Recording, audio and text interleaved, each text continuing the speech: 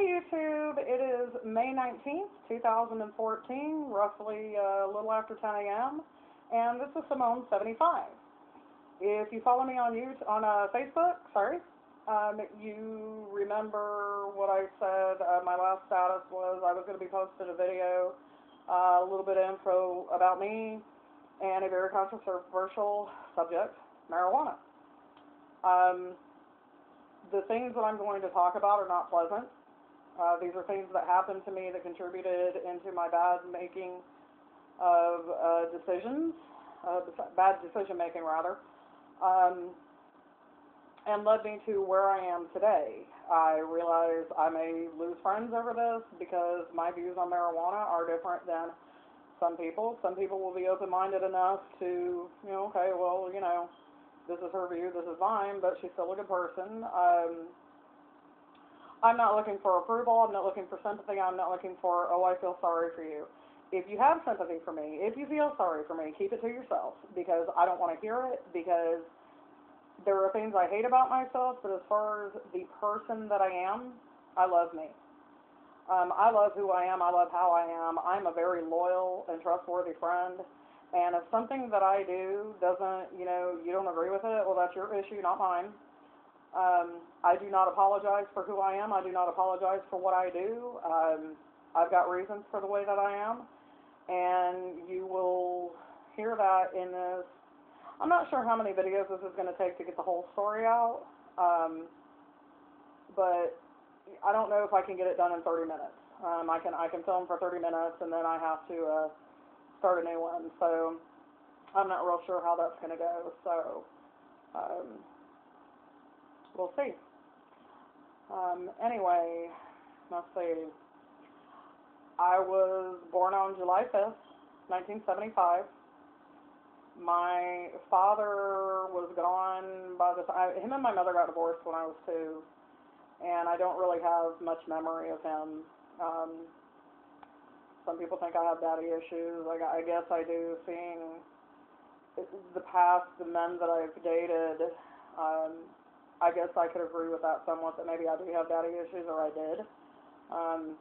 I found out my father passed away in 2011. Don't really feel anything about that because I don't remember him. Apparently he was there till I was 5, from what I was told. But as far as having him in my life, I don't remember anything. I'm sorry about this, guys. I mean, I hope I get a new phone soon I can shoot better film with, but it's kind of so lame.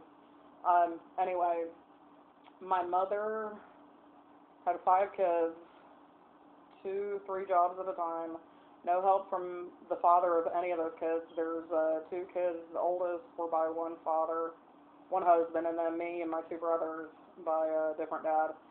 So there were, 2 fathers, and neither one of them were helping. And that's just really unfortunate. My mother was very tired by the time I came along. I am the youngest of 5. And for whatever reason, my mother had a lot of anger. And I don't mean for whatever reason she had anger. She had a lot of anger. And it was built up. And I had grand mal seizures up until I was 4. And with having to make sure that I was okay, there were a few times I stopped breathing. And if there wasn't a fireman down the street, one of those times I would have died. I was probably 2 or 3. My mother and my sister were the only 2 that knew CPR in the house, so it was kind of stressful, I guess. For my mom, I don't remember this time in my life, so it's one of those things that I just have heard stories about. Sorry, my back keeps itching. It's just one of those things that you hear stories from family members, and yeah, it is what it is. And my mom was tired. I can't blame her for being tired. She was worn out. And with her frustration and not wanting to admit she had frustration, not wanting to admit she had problems, she had to take it out on someone, and unfortunately, I was the one she took it out on. I was taken out of the home at 13, but from, oh gosh, probably the age of 4 or 5, she was physically abusive, and I mean, it was horrendous, to the point that when I got the news that my mother died, I wasn't upset. I mean, well, I was upset, it was my mother, but not as upset as the rest of the family, and several of them got upset when they realized that I was kind of happy to get the news, but I was not going to pretend my mother wasn't who she was just because she was dead, and that was a huge problem with my family. She died in 2006. I think about her, but I don't miss her. And that's part of the reason I am who I am now, because once she died, it felt like all of a sudden there was nothing to be afraid of anymore. I'm not afraid of men. I'm not afraid of women. I don't think I'm invincible, but I'm not going to let somebody mistreat me, period. I don't care who you are, you're not mistreating me. I don't mistreat people. I go out of my way to stay away from people, because over in the lifespan that I have had, the 38 years I've been alive, I have just met some of the worst people, worst of the worst. And granted, I was the one who put myself in those situations, but I didn't deserve to be treated the way I was treated by several different people. So it's given me a hatred of people. I have friends that I'm a nice person. I get along with people. I work well with others. But when it comes to people in general, I don't like them. I love animals because they don't do anything to hurt you. I mean, even if a tiger attacks you and rips your arm off, I mean, he's just doing what he was born to do. He didn't set out to rip your arm off. That's just what tigers do. I mean, he's just being a tiger. Humans have a choice to treat somebody like crap or not. And a lot of people have chosen to treat me like crap, and I've chosen to get involved with those people. So, and the result is, I don't like people. All my friends that I have on Facebook, I love every one of you guys. Y'all have accepted me in a way that nobody ever has, and you kind of don't judge me as far as I know. I've never had anybody tell me they judge me, and if they do, I take them off of my Facebook friends list and I block them. But the ones that I have on there, they don't seem to be judgmental. They seem to actually care about me. So, I mean, for those people, I'm very grateful that I have them, and I do love you guys so much. Y'all all mean the world to me. But anyway, when I was 14, I was the first full year that I had been in state custody in North Carolina, and like a wave, these memories came flooding back to me of me being sexually molested. It started probably when I was about 2, and I think it stopped when I was about 5 or 6, maybe, with a family member. I mean, I've had a guy come in my window once when I was probably 7 or 8 and felt me up and kissed me, and it was kind of weird. I'm not sure why he chose my window. And for some reason that doesn't bother me as bad as what happened to me when I was much younger. The thing that bothers me about that, aside from the fact that I was molested when I was so young, is that I have memories, 2 specific memories of 2 family members that when I brought this up to my own family, they're like, oh no, he would never do that. Well, I have the memories. But there's also memories of somebody that I can't see their face. I can see their body, I can see their hair, I can tell you everything they did to me, but I can't see his face. And there was bleeding. I don't know if there was actual intercourse that went on, but there was,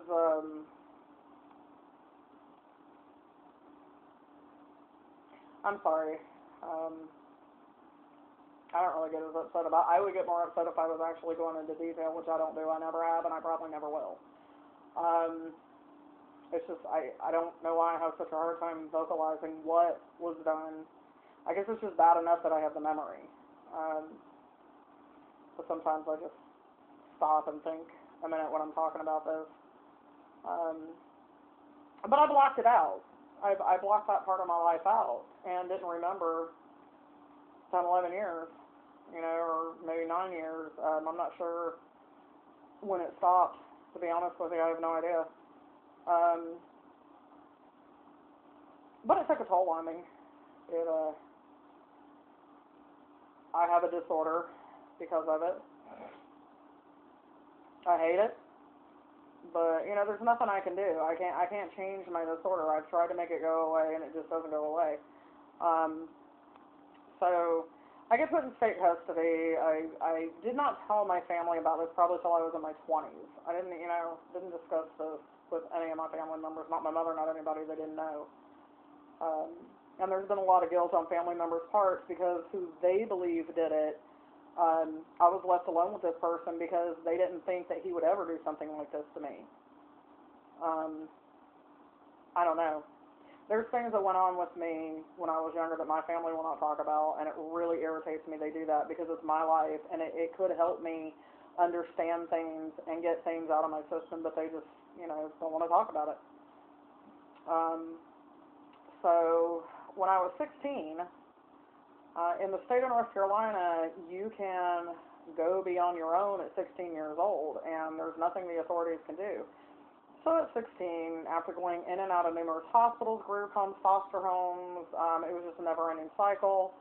I took off again, and being a 16-year-old full of rage and hate and depression, I didn't want to go back to the group home. So the police said, well, you're on your own. And I will go into detail later. I'm not ready to talk about what I had to do to survive. Anybody who has half a brain can figure out what a 16-year-old would have to do to survive. You know, North Carolina, it gets cold in the wintertime, and you got to do something. You can't just walk around in the wintertime with no clothes, and except what you have on your back, and you have to do something. So it's one of those situations where I did what I had to do. And like I said, anybody with half a brain knows exactly what I did, and if you want to judge me for it, fine, but you weren't in my shoes. But what happened with that was I met the wrong people, fell into the wrong crowd, and ended up with a, 9-year cocaine addiction, more specifically crack. Yes, I am a crack addict. I've been off of it since I found out I was pregnant. It was the birth of my son, getting pregnant with him, that got me off of it. So, you know, Caleb has been more than a blessing to me in more ways than one. He saved my life. He saved my life. And I can't stress enough how lucky I am to have that little boy. Well, he's not a little boy anymore. He's 14. He's almost grown. 4 more years and he'll be a legal adult.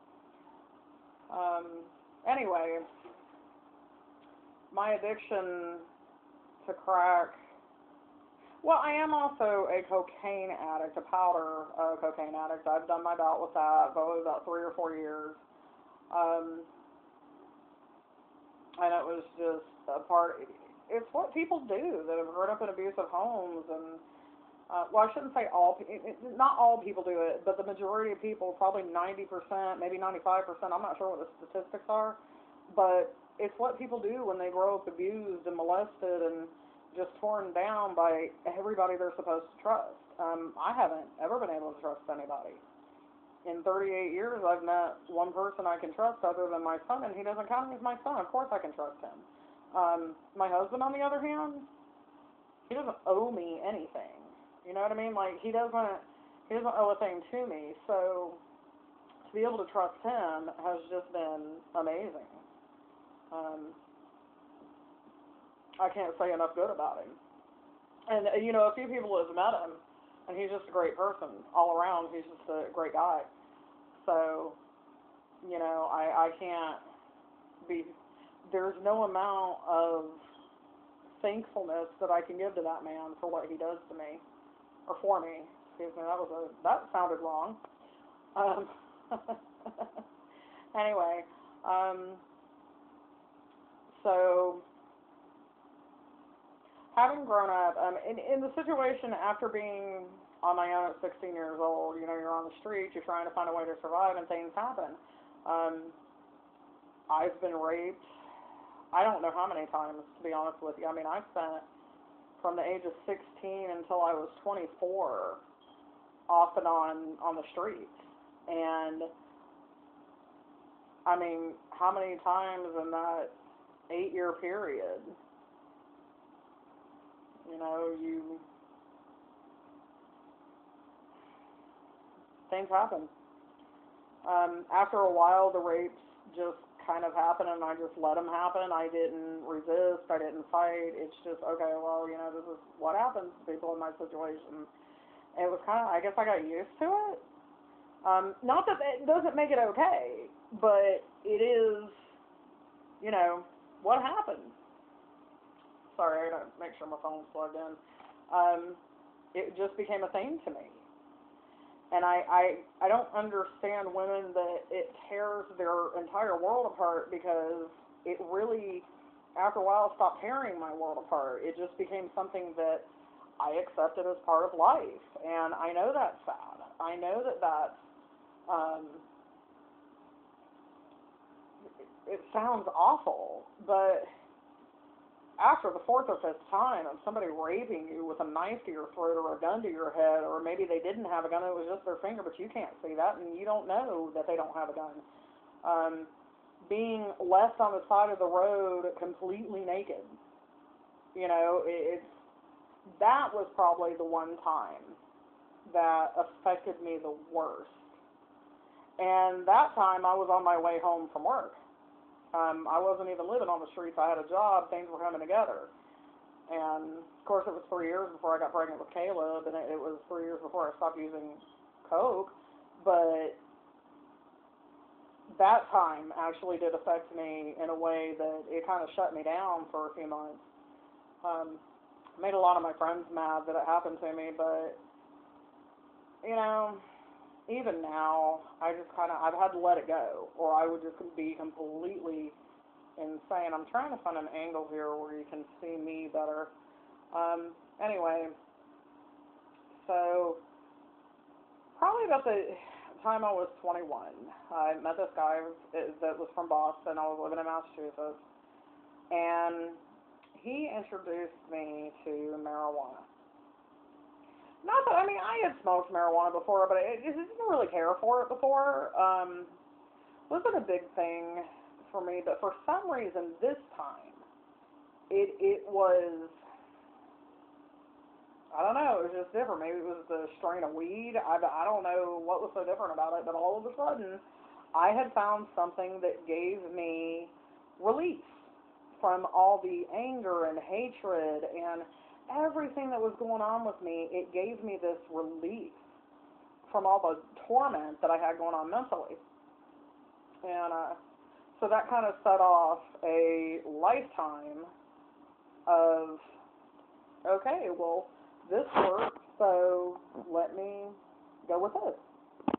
And like I said, there was still some crack usage in between there. And I mean, that's a whole other story. That's not something I'm going to get into now. But it is what it is, folks. I smoke pot. I do not smoke it every day. I realize that in order to get a job, you may have to get drug tested, so it's not something I do day in and day out. But when I get like I've been lately, I need to smoke. It calms me down. It helps me sleep. It boosts my appetite. It doesn't, you know, there's different strains of weed. There's different types, and what I have found is this one particular strain is what's good for me. Other strains make me eat everything in sight. It makes my body pain flare up to a point where I can't move. But then the strain that I really like is, you know, it takes body pain away. I don't get the munchies. I'm just mellow and calm. And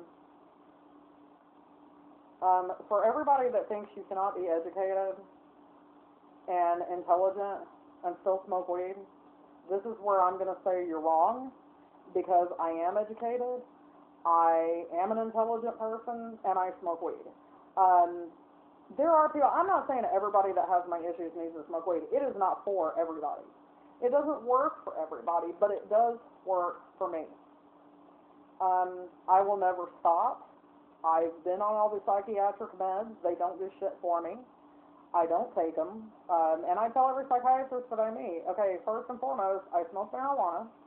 I am not going to stop. I don't care what your view is of it. I don't care what your, what your ideas of what medication you can put me on. I've been on several different medications, and they don't work for me. They make me non-functional. They make me shaky all the time. They make it to where I can't move. I sleep all day. I have horrendous nightmares, and I don't need that shit. So I don't take traditional, quote-unquote, medication. I do what I do. I don't smoke weed at work when I have a job unless it's in a bar. I mean, I'm working behind a bar. I mean, weed isn't going to damage your job there. I think everybody that works in a bar does some type of drug or drink or something. So, not big into the alcohol, so that was never something that I wanted to do to begin with. So, weed's it for me. But anyway, you know what, I think this might turn out to be one video. This is I don't know. I'll think about doing more to go into a little bit more detail about my life. But yeah, I mean, anybody who thinks that only uneducated, unintelligent people are potheads, you're the one who's uneducated, and you're the one who, I'm not saying you're stupid, but you're the one who needs to get a clue. More and more doctors are discovering, well, more and more, officials are discovering that weed really isn't as bad as the media makes it out to be. And if you think it is, then one, you either have no experience with it, or maybe you're experienced with it, but your experience wasn't good. Like, take my husband. He can't smoke weed. He tries and he gets sick and throws up. It's not for him. My ex, he's the one that first, told me maybe this is what you need to do because you're so much different when you smoke weed. He didn't get sick and vomit, but I mean, he would space out for hours at a time, and he didn't like that. He felt like he wasn't in control. So, I mean, it's not for everybody. It just happens to work for me. As far as, I know there's people out there going, but wait a minute, you got a kid. Now, I don't smoke in front of my kid. Does he know I smoke? Yes, he does. He's 14. He's not stupid. He knows what it smells like. He comes home and the house smells like weed. Well, yeah, he knows. But he also sees the way that mom is when mom is high or stoned or, whatever you want to call it, medicated. He sees the difference in me and he likes it. So, I mean, he knows whether it's good or bad. And as far as him smoking, people are like, well, don't you think it's going to make him smoke? You know what? If he does, I would much rather him smoke weed than do crack or cocaine or heroin or meth. But my son's a very intelligent kid. He'll make that decision when the time comes. Let's see. So, my suggestion for people out there that are listening to this going, oh my God, that's terrible, she smokes marijuana, she's so uneducated and so unintelligent, get a clue and read the facts. Go online, do your research, talk to people that smoke weed. Ask me questions. I used to have, for the longest time, I would have these horrendous nightmares. And I mean, well, I still do sometimes. And weed calms all that. It takes it away. You have no idea what it's like to be somebody like me. And I'm not saying that I belong to this elite group of people who